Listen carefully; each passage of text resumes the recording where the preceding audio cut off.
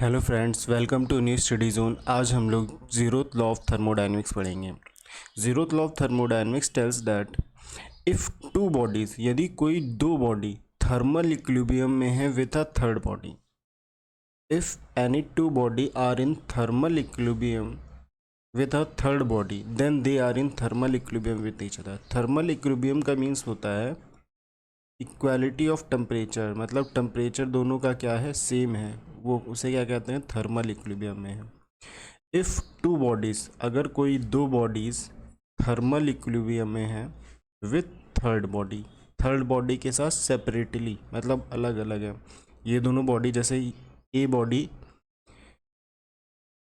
T A is thermal equilibrium with T C, मतलब A जो body जो है वो थर्मल इक्विलिब्रियम में है सी के साथ, and the B body is thermal equilibrium with C, and T B equal to क्या है, टी सी है।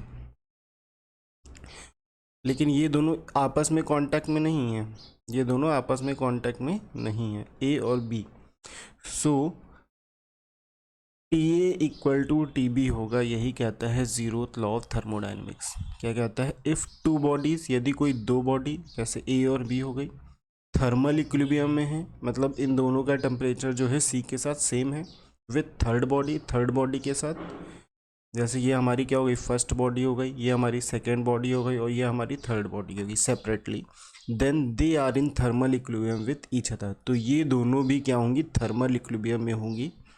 It is tells by zeroth law of thermodynamics.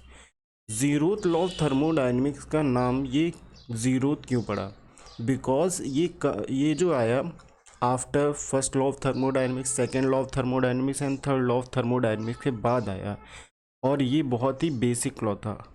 That's why इसका नाम जीरोथ लॉ ऑफ थर्मोडायनेमिक्स पड़ा। Basic law क्यों था, क्योंकि ये हमें कॉन्सेप्ट देता है टेम्परेचर मेज़रमेंट का, टेम्परेचर मेज़रमेंट का कॉन्सेप्ट देता है। टेम्परेचर जो होता है वो defined by zeroth law of thermodynamics. Temperature is defined by zeroth law of thermodynamics. Thermometers जो होते हैं, जो कि टेम्परेचर को मेज़र करते हैं, वो बेस्ड होते हैं जीरोथ लॉ ऑफ थर्मोडायनेमिक्स। किस पे बेस्ड होते हैं, जीरोथ लॉ ऑफ थर्मोडायनेमिक्स। जैसे आप डॉक्टर के पास जाते हो, आपके पास मरकरी ग्लास ट्यूब थर्मोमीटर रहता है डॉक्टर के पास जनरली।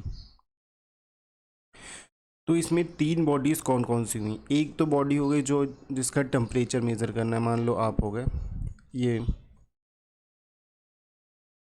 सही से डायग्राम नहीं होगा, मान लीजिए ये आप हो गए,